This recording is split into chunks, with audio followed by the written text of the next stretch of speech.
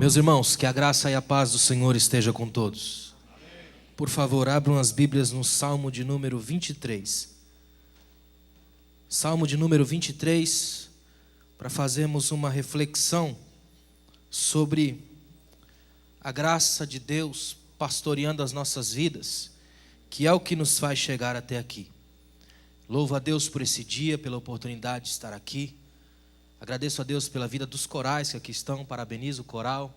Que bênção poder estar com os irmãos aqui hoje. Para mim é um privilégio fazer parte deste capítulo da história desta igreja, com os irmãos. E sentado aqui eu ficava pensando o quanto Deus tem pastoreado as nossas vidas. Fazer 70 anos desafiando o século não é fácil. Nós vivemos num tempo da indiferença, do individualismo exagerado, que conspira contra todo e qualquer movimento de ajuntamento. Tanto que a família é o primeiro foco disso. Nós vivemos na era da impermanência. E se estamos aqui hoje, 70 anos, louvando a Deus, é porque o Espírito Santo tem nos acompanhado em cada dia e tem sido o nosso pastor. Amém, irmãos? Portanto, o que eu vou mostrar aos irmãos aqui hoje, à luz desse salmo, eu tenho certeza absoluta que vai marcar as nossas vidas essa noite. Vou pedir só um favor aos irmãos. Nós vamos ler o texto. Quando terminarmos a leitura, você vai sentar e não vai fechar a Bíblia. Amém? Vamos meditar um pouco nesse texto aí. O Senhor é o meu pastor, nada me faltará. Ele me faz deitar em verdes pastos e me guia mansamente a águas tranquilas. Refrigera a minha alma, guia-me nas veredas da justiça por amor do seu nome. Ainda que eu andasse pelo vale da sombra da morte, não temeria mal algum, porque tu estás comigo. A tua vara e o teu cajado me consolam. Preparas uma mesa perante mim na presença dos meus inimigos. Unges a minha cabeça com óleo e o meu cálice transborda. Certamente que a bondade e o amor me seguirão todos os dias da minha vida, e habitarei na casa do Senhor para sempre. Amém. Pode sentar.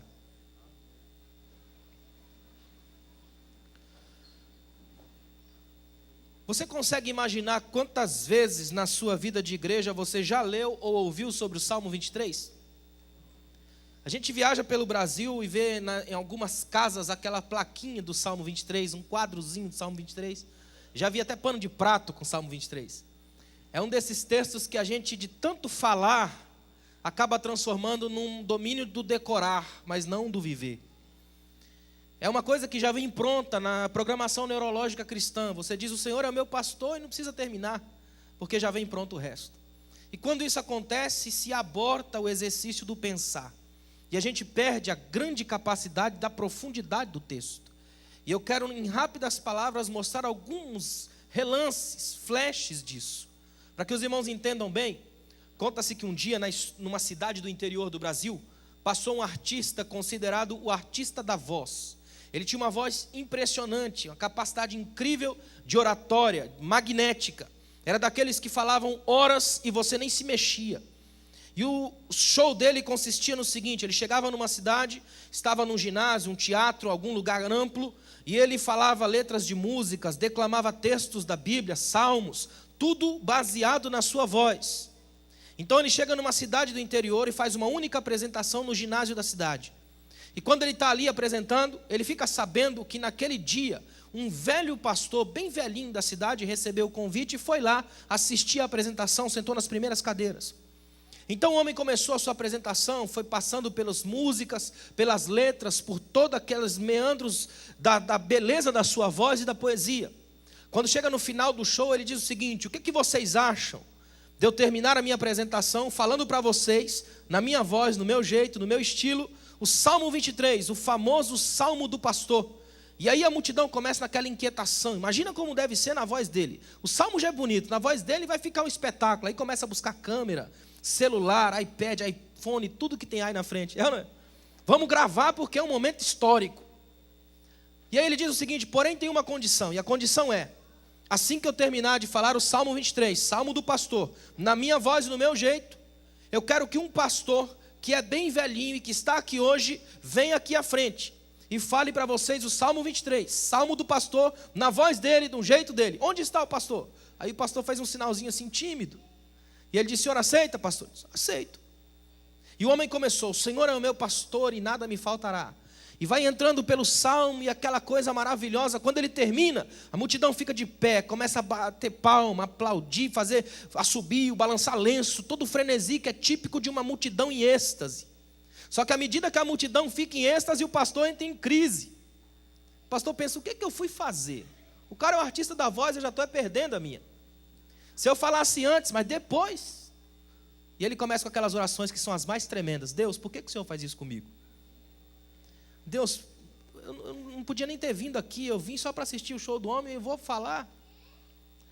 Aí quando termina, o artista acalma a multidão e chama o pastor. E o pastor vem daquele jeito, sobe sem saber direito o que fazer, porque crente é treinado para falar para crente. Todo crente é bilíngue, ele fala português e evangeliquez, a língua de crente. Então quando chega diante de um grupo de não crentes, ele pega no tranco, lá pelas tantas. É assim, não é? A gente fica sem saber direito o que fazer, e o pastor ali, sem saber direito. Então o artista pega, abraça o pastor, dá um microfone para ele e fala, vai lá pastor, o senhor não conhece o salmo? Salmo 23, salmo do pastor, vai na sua, devagar. E o pastor fecha os olhos e manda de uma vez, o Senhor é meu pastor, nada me faltará, e ele vai. Quando termina, silêncio total, sepulcral, abismal, ninguém diz uma palavra, nada, ninguém se move, só que todo mundo chora. Começa a procurar lenço no bolso, na bolsa, o artista emocionado, olha para o pastor, gentilmente toma um microfone na mão dele, vira para a multidão e diz, sabem qual é a diferença entre mim e esse velho pastor aqui ao meu lado?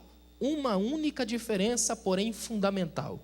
Eu conheço de cor e salteado o Salmo 23, Salmo do pastor, porém ele conhece o pastor do Salmo. O que eu quero que você entenda essa noite é que o pastor do Salmo tem nos pastoreado até aqui. Chegamos até aqui porque Deus tem sido nosso pastor, refúgio, fortaleza e socorro. Ele tem sido nosso Deus, sustentando a gente com a sua graça. Por que nós cantamos? Porque Ele ainda ouve a nossa voz. Eu fico achando tão incrível como deve ser Deus em sua grandiosidade, o mestre da beleza, da maestria da música, e Ele ouve a nossa voz, inclina para ouvir o que a gente está cantando, e Ele se deleita nisso e vem nos ver. Aqui no Brasil, eu não sei se você já percebeu isso, mas no Brasil, geralmente os nossos cultos são à noite, e à noite você está com o pior que você tem, porque o melhor ficou no dia, é ou não é? Principalmente quem é mãe de vários filhos, ou quem trabalha o dia inteiro, chega na igreja só o pó, é o bagaço, é o supra-sumo do dia, só sobrou isso aí. Aí você chega aqui na igreja, se arruma e começa a cantar para Deus, e a gente ainda tem coragem de dizer, Senhor, eu estou te enviando o melhor. A gente sabe que não é, e Deus também sabe, mas por que a gente vem? Porque no céu não entra nada ruim. Se o combustível do nosso louvor é a graça, a vontade de adorar, Deus recebe. E quando recebe, corrige. E quando corrige, devolve em graça. Por isso a gente está aí todo dia, glorificando a Deus, ainda que cansados, porque somos pastoreados pelo Supremo Pastor. No texto que eu li aí, logo no comecinho, o texto já vem com artigos definidos. O Senhor e o pastor. Não é um Senhor, nenhum pastor. É definição. É um Deus definido. Isso é que legitima e diferencia a igreja. Nós não adoramos uma pluralidade de deuses a granel, de acordo com a nossa vontade, ou com o nosso dia, porque acordamos com o pé direito, vai o Deus tal. Nós não acordamos de um jeito e adoramos a esse Deus. Não estamos adorando a deuses de A a Z, mas o Senhor e o pastor, aquele que definido e que nos define, e é por isso que podemos cantar. Tem um choque de teologias na primeira frase. Ele é Senhor e é pastor. Senhor porque Ele manda e a gente obedece, não tem contradição, não tem o que dizer. Mas Ele também é pastor que suaviza. Ele é Senhor que bate, é pastor que cura. Ele é Senhor que ouve a minha oração e é Senhor que anda comigo no dia a dia. Ele é pastor e é Senhor. Ele anda comigo quando eu estou feliz, mas quando eu estou na crise. Ele está comigo no dia do aniversário e está comigo quando não tem ninguém. Quando eu estou no coral, quando eu estou sozinho. É Senhor e é pastor. Nós temos aqui nesse texto um padrão de 3 dias. Eu nunca vi nenhum crente na face da terra não gostar de Salmo 23. Você já viu algum? Também nunca vi ninguém não gostar do Salmo 24. Olha aí, ó. Do Senhor é a terra e a sua plenitude. Deixa entrar o Rei da glória. É maravilha pura. Agora me prova alguém que gosta do Salmo 22. Olha lá. Deus meu, por que me desamparaste? É o Salmo da cruz. Padrão de 3 dias. Sexta, sábado e domingo. A sexta-feira da crise. O sábado do descanso e o domingo da glória. Nós só queremos o domingo da glória. De vez em quando dá uma passeada no 23, dificilmente para no 22. O que me encanta aqui hoje é que ninguém faz 70 anos sem passar pelo 22. O 22 é o acúmulo do tempo. O 23 é o pastorear do caos. E o 24 é a misericórdia de Deus nos escrevendo em vitória. Nós estamos aqui porque passamos por esse processo. Eu quero que você agradeça a Deus pela sua vida hoje, pelos dias da crise, pelos dias de alegria e pelos dias de vitória. O seu Deus tem pastoreado você quando está embaixo e quando está em cima. O que é mais bonito desse salmo, pelo menos a meu ver, é que Davi, quem escreve o salmo, e Davi é um indivíduo complicado, marcado. Eu estava olhando esses dias na Bíblia e pensando, quem tinha tudo para escrever o salmo 23 era Salomão. Filho de Davi, filhinho de papai, criado no trono, abençoado. Quando ele recebeu o trono, ele fez uma oração para Deus, que é o sonho de qualquer crente. Me dá sabedoria, Deus deu. Tinha tudo para escrever o Salmo 23. Quem tinha matéria-prima de sobra para escrever Eclesiastes, o livro do tédio, o livro da segunda-feira, o livro da crise, era Davi. Foi caçado como um monstro por Saul, não foi criado dentro da sua própria família porque era visto de forma estranha. É um homem que tem uma ficha terrível. Davi tinha tudo para escrever toda aquela crise de Eclesiastes. Já Salomão tinha tudo para escrever o Salmo 23. Curiosamente saiu no inverso. Quem escreve o Eclesiastes é Salomão, quem escreve o Salmo 23 é Davi, porque enquanto Salomão usa a sabedoria para entender a vida, pira, gera Eclesiastes, mas Davi usa a sabedoria que Deus deu para viver, gera Salmos. O que Deus quer que você entenda é que Deus não te chamou para entender os mistérios da vida, mas para se lançar no pastor, porque quem se lança no pastor tem Salmos, entende a vida e anda para a glória de Deus. Davi aqui faz uma possessividade curada, ele diz aí, o Senhor é meu pastor.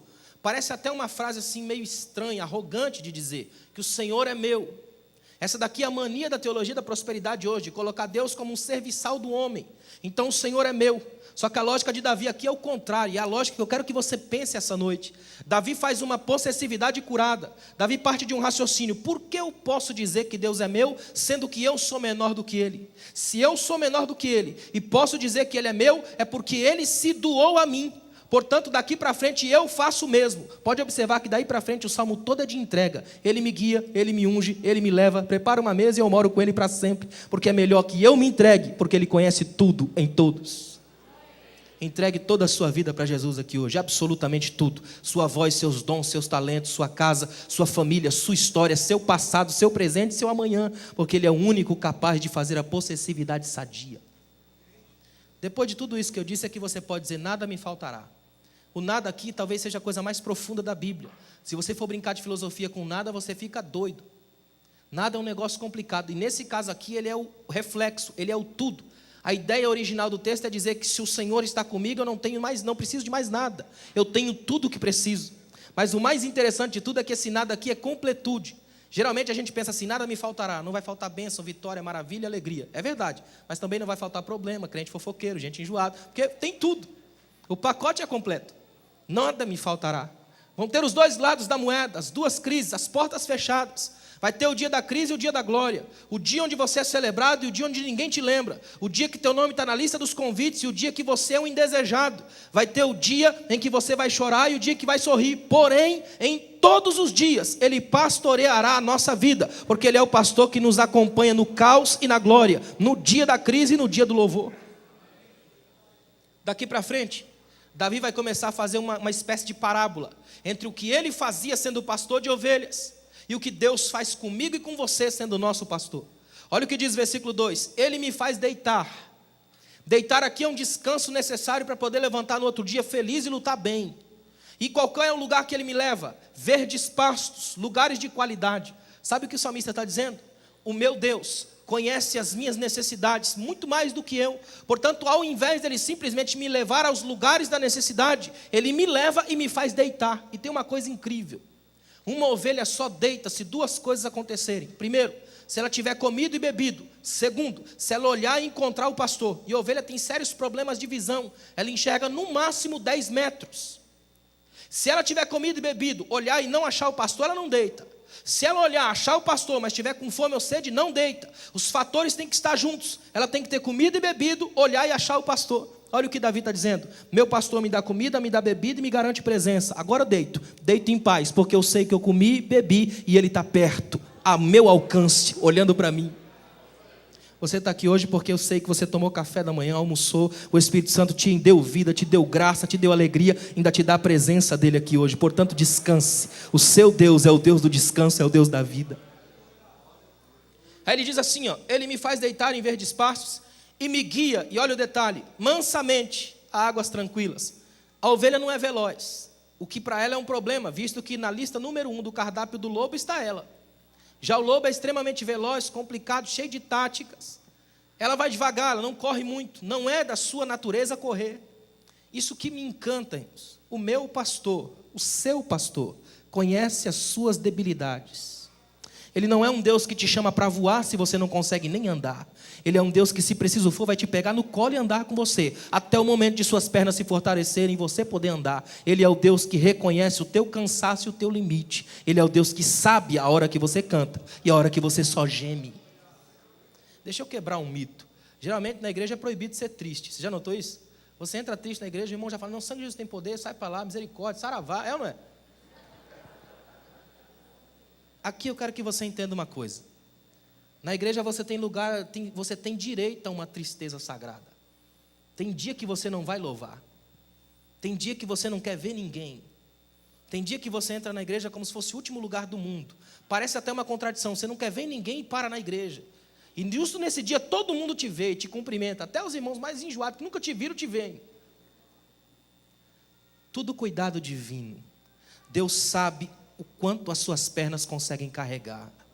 Deus está dizendo para você aqui hoje, descansa no Senhor, porque Deus conhece os teus pesos e os teus fardos. Ele é o pastor da sua vida, Ele é o pastor da sua história, é o pastor das tuas pernas, do teu caminhar, da tua história. Deus conhece os teus dias.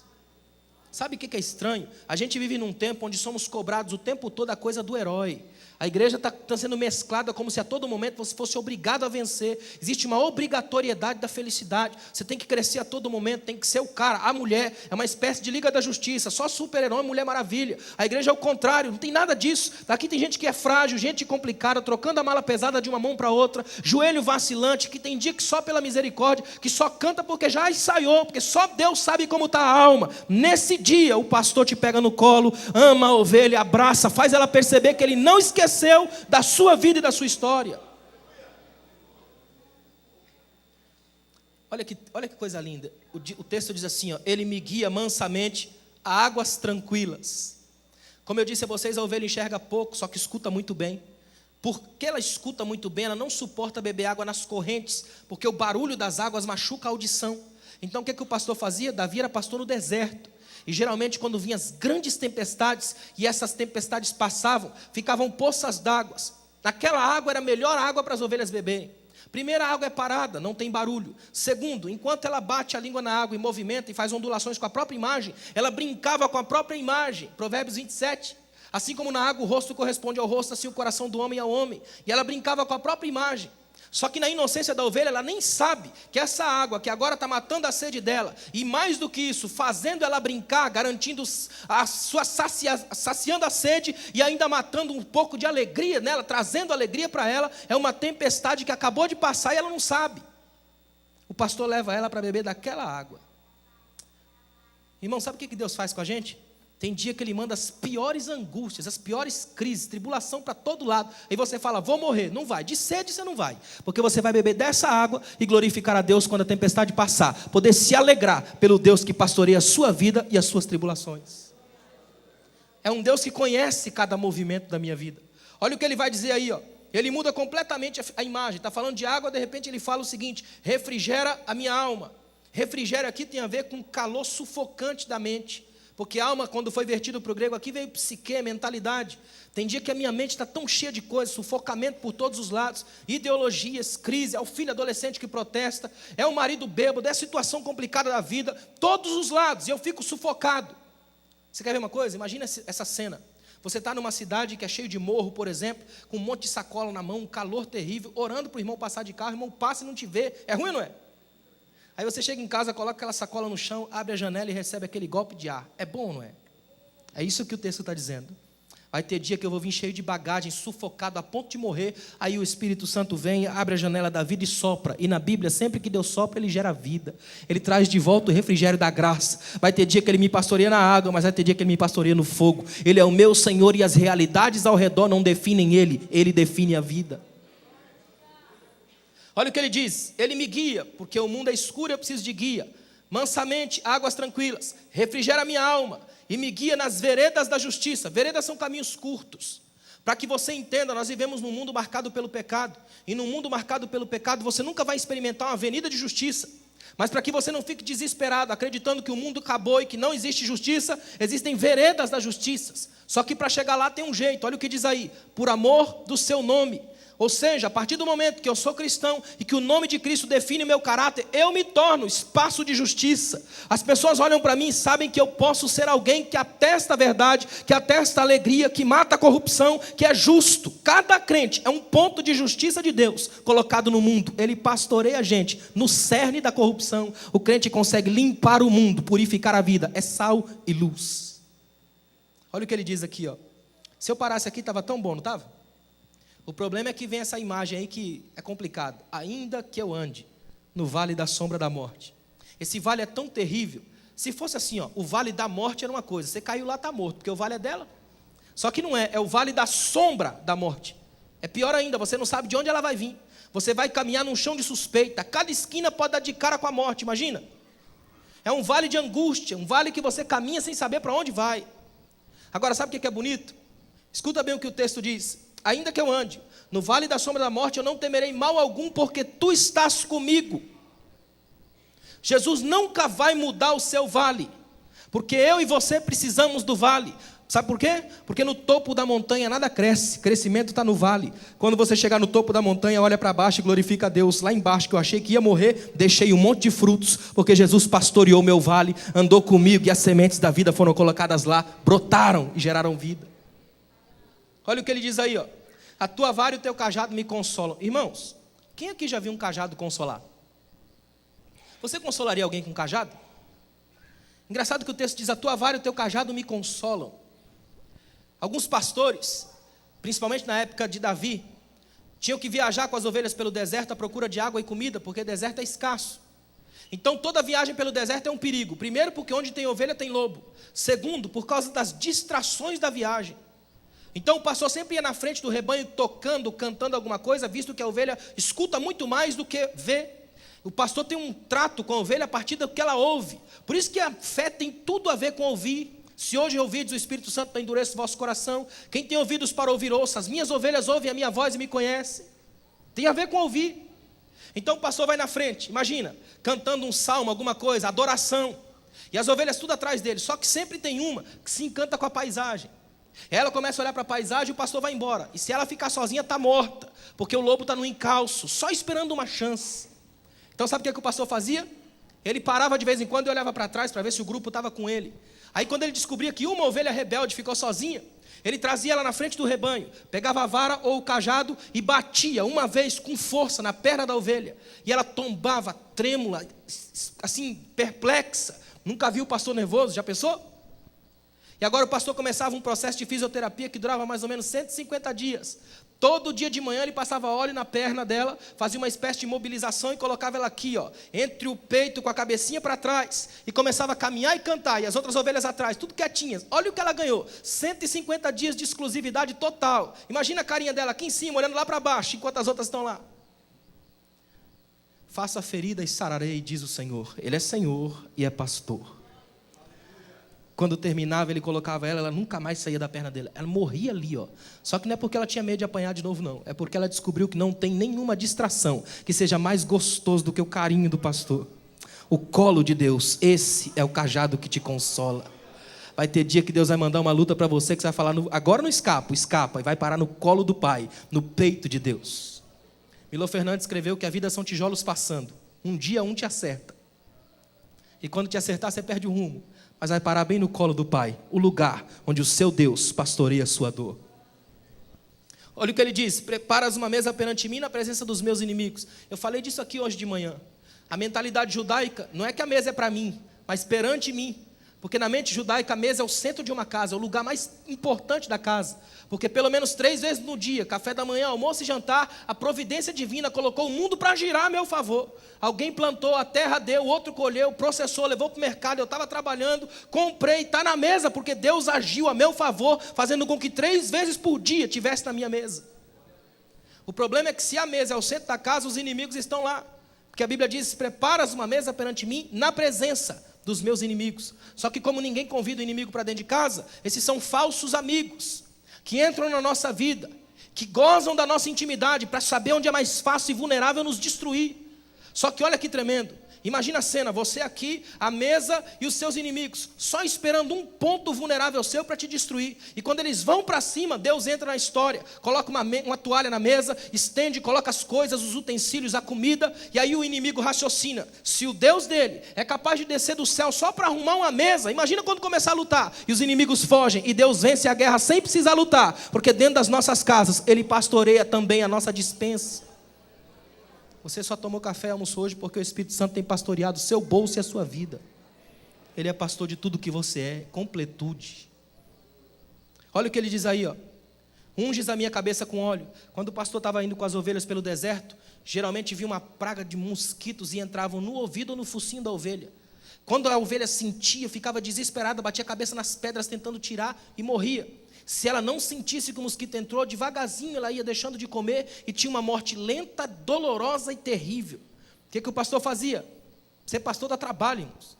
Antes de entrar no deserto adentro, pegava uma por uma das ovelhas, derramava óleo sobre a cabeça e massageava, até criar uma espuma. Com a espuma colocava em volta do ouvido e do focinho delas, parecia um capacetezinho, e elas podiam entrar tranquilas no meio do deserto, porque o mosquito vinha, mas não podia entrar, estavam protegidas. Sabe o que é isso? Ensino, escola dominical, palavra. É o pastor massageando a sua cabeça, para que praga, inveja, falsa doutrina, heresia não entra, porque sua mente está protegida pela palavra. Olha o que ele diz: o meu cálice transborda. O salmo é perfeito. William Temple escreveu que ninguém pode possuir o Espírito e guardá-lo para si, porque se o Espírito está, transborda. Se não transborda, ele não está. É um salmo de completude. Imagina essa cena. Se eu ligar uma torneira aqui em cima de um copo vazio, ela vai encher esse copo até transbordar. Se eu colocar 10 copos um ao lado do outro, o transbordamento vai acontecer. É ou não é? Apenas 2 coisas podem interromper o processo. Uma, desligar a torneira. Mas isso ninguém tem capacidade para fazer, porque a graça de Deus está sobre a igreja 24 horas e ninguém pode parar. O problema é o segundo passo, é só tirar um dos copos do lugar e interromper a corrente. Isso chama-se quebra de comunhão. É quando a gente senta do lado do irmão, mas não o suporta. É quando às vezes a gente até canta com ele, mas não canta participando do momento de adoração. É quando a gente faz parte de um grupo, mas não de um corpo. A igreja é chamada para ser a comunhão dos que se amam, dos que convivem apesar das diferenças e que cantam para a glória de Deus. É como o coral, quando canta você quase não escuta a voz de um por um, mas a voz do todo te faz entender a melodia. É isso que o Espírito quer que a gente faça. Unges a minha cabeça com óleo, meu cálice transborda. Ele termina dizendo assim, ó: certamente, a palavra no original aqui é amém, que a bondade e o amor. Algumas Bíblias, por uma tradução meio que equivocada da Vulgata, colocaram assim, ó: bondade e misericórdia. Quem tem misericórdia escrito na Bíblia? Levanta a mão para eu ver. É muita misericórdia, né? Irmãos, olha para mim aqui, ó. Misericórdia e amor são completamente diferentes. Experimenta falar para o seu esposo, esposa, noivo ou noiva: nós estamos juntos e eu casei com você por misericórdia. O que você acha que vai receber em volta? Vai ficar difícil, não vai não? É ou não é diferente de falar nós casamos por amor? O original aqui é bondade e amor, porque são reflexos do fruto do Espírito que Paulo vai jogar lá em Gálatas capítulo 5. O que esse texto está dizendo é que quem é pastoreado por Jesus deixa rastros de Deus por onde passa. Eu vou passando e bondade e amor me seguem. Eu já nem preciso de palavras para ministrar, porque o meu rastro é da glória. Eu passo e deixo portas abertas, vidas transformadas, música de Deus, perfume de Cristo. Onde eu vou, eu deixo graça. Conta-se que uma professora cristã tinha uma aluna que detestava ela só por ela ser crente. Aí um dia a aluna chegou em casa, pegou um gato morto, colocou dentro de uma caixa de sapato, fez um lacinho, mandou pelo correio para a professora. Imagina. Aí a professora está em casa, de repente vem aquela caixona de presente. Eu não sei você, mas eu, se o presente é grande e pesado, eu já estou feliz antes de abrir. Aqueles presentinhos assim a gente abre depois. É ou não é? Aí ela está lá, de repente o correio chama, ela pega aquela caixa pesadona e olha para o marido e fala: olha que maravilha, essa menina aqui me odeia, não sei porquê, eu tenho orado por ela e eu acho que a coisa está mudando, Deus está ouvindo, porque ela está trazendo para mim aqui um presentão pesado. Joga em cima da mesa, rasga o pacote, no que abre, imagina. Ela olha lá dentro, um gato morto, aquele cheiro terrível, aquela coisa. Aí ela chega, escuta o que eu vou te dizer, Deus só trabalha com honesto. Ele pastoreia honestos. Ela entra para dentro do quarto injuriada, fazendo as orações mais bonitas de todos os tempos, aquela que não dá tempo de fechar o olho. E ela olha para Deus e diz: oh Deus, o que foi que eu fiz para essa menina? Por que essa menina me odeia? E começa a esbravejar com Deus. Só que enquanto ela está falando, ela olha em cima do guarda-roupa e vê uma caixa ainda maior. E aí ela tem uma ideia, o Espírito começa a trabalhar. Ela pega aquela ideia, aquela caixa gigante, maior do que a outra, pega o melhor perfume que tem e começa a perfumar todas as extremidades da caixa. Compra um buquê de rosas, põe dentro, coloca uma Bíblia, escreve um bilhete e põe lá. Fecha papel de presente, faz um lacinho e devolve pelo correio. Agora a situação é violentamente oposta. Quem recebe a caixa e maior é a menina. Eu pergunto a você, sendo aquela garota, sabendo que você enviou, recebendo uma caixa maior, você abriria essa caixa? Abriria. A curiosidade é companheira do ser humano desde o Éden. Foi por causa disso que foi deflagrado o processo da queda. Você chega para uma criança e fala: não põe o dedo na tomada que dá choque. Quando você vira as costas, a mente dela produz uma pergunta: o que é choque? Ela toca o dedo na tomada, vem com cara de oprimida, nunca mais peca, é ou não é? Porque agora ela sabe o que é choque. A menina coloca aquela caixa na frente dela, imagina, abro ou não abro? Vai que é um cachorro, né? A caixa é maior? Abro ou não abro? Então devagarzinho ela vai tirando o durex, vai abrindo aquele pacote assim com base no que ela fez. Ela pensa: se o que eu mandei é ruim, o que deve vir é pior. A base é ela. Então devagarzinho ela levanta a tampa, aí sobe um cheiro bom. E o cheiro é bom, muda tudo, lógica. Se o cheiro é bom, se o conteúdo é bom, não pode exalar um cheiro ruim. Lei fundamental da verdade. A verdade não é antagônica. Isso aqui não pode ser ao mesmo tempo um telefone e um celular, ou um ou outro. Aí ela olha lá, abre a caixa, fica toda feliz e começa uma revolução chamada adrenalina, que faz seu sangue circular numa velocidade tão grande que você tem perda de memória, esquece tudo que estudou para a prova. Ela nem lembra mais que mandou um pacote, ela só sabe que tem um na frente dela e que é maior, e que cheira bem. Aí ela tira aquele buquê de rosas, tira aquela Bíblia, olha dentro da caixa, sentindo o perfume, toda feliz, tem um bilhetinho, ela pega o bilhete, sabe o que está escrito? Cada um dá aquilo que tem. Quem só tem miséria faz isso, mas eu não, eu tenho o bom perfume de Cristo, bondade e amor me seguem, portanto eu deixo o rastro da glória, toco as pessoas e mudo as vidas. Faça da sua vida hoje rastros de Deus. Olha como o Salmo termina: me seguirão todos os dias da minha vida e habitarei na casa do Senhor para sempre. Essa frase, habitarei na casa do Senhor para sempre, é um hebraísmo, uma gíria judaica. Os judeus usam isso para dizer que vou ser um velho feliz. Eu não vou ser um velho com reumatismo na alma. Sabe o que é isso? Gente que passa a vida inteira injuriado porque outros conseguiram coisas que ele não conseguiu. Chega no final da vida com uma agendinha lotada de nomes para se vingar. Não, esse velho aqui é um velho diferente. É aquele que foi tão abençoado por Deus que foi subindo o cume da existência. Quando chegou no topo do monte da vida, a neve do tempo abençoou o cabelo e ficou branco. Daí quando a luz bate, ilumina, e o jovem vazio que vem embaixo acha o caminho. Esse é o tipo de jovem que aprendeu a andar. Não é aquele jovem aquele velho que a gente fala assim: esse velho não tem memória. Não é que não tem memória, é que ficou sábio, não guarda lixo na alma, só lembra do que vale a pena, o resto sai fora, porque aprendeu a viver e mora na casa de Deus para sempre. Foi pastoreado quando nasceu, quando andou, quando se desenvolveu, quando cresceu e quando envelheceu, e termina bem para a glória daquele que é pastor e Senhor das nossas almas. Com a permissão do pastor, por favor, fique de pé, eu quero fazer uma oração com você. Sabe o que é belo desse salmo? Ele tem uma proposta de vida diferente. Alguns anos atrás, eu estava em São Paulo fazendo um seminário, e um aluno me chamou e me contou como a mãe dele morreu. Presta atenção nisso.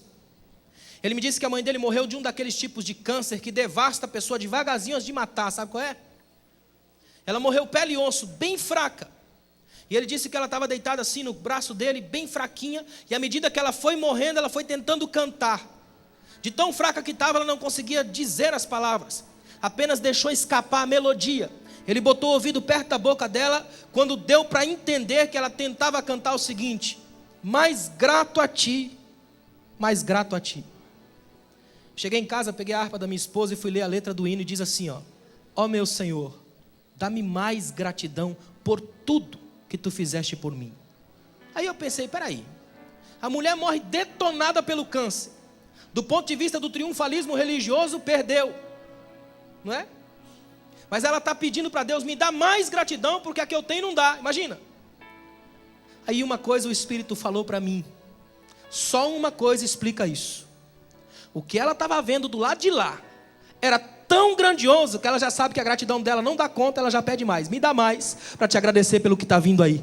Eu estou caminhando para o meu pastor, o que pastoreou a minha vida, que foi o Senhor da minha morte e o Senhor da minha vida e dos meus dias. Feche os seus olhos, faça a sua oração. Agradeça a Deus hoje por Ele pastorear a sua vida, a sua casa e a sua história.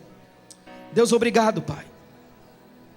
Obrigado porque Tu és o nosso Senhor, o nosso pastor, o supremo guia da nossa alma, o Deus da nossa vida, aquele que anda conosco pelos caminhos mais difíceis, aquele amigo fiel, mais chegado que irmão, aquele que recebe o nosso louvor e que vai além e nos dá a inspiração para continuar cantando.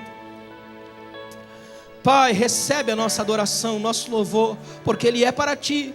Tu és o único, aquele que é alfa e ômega, princípio e fim, tudo em todos.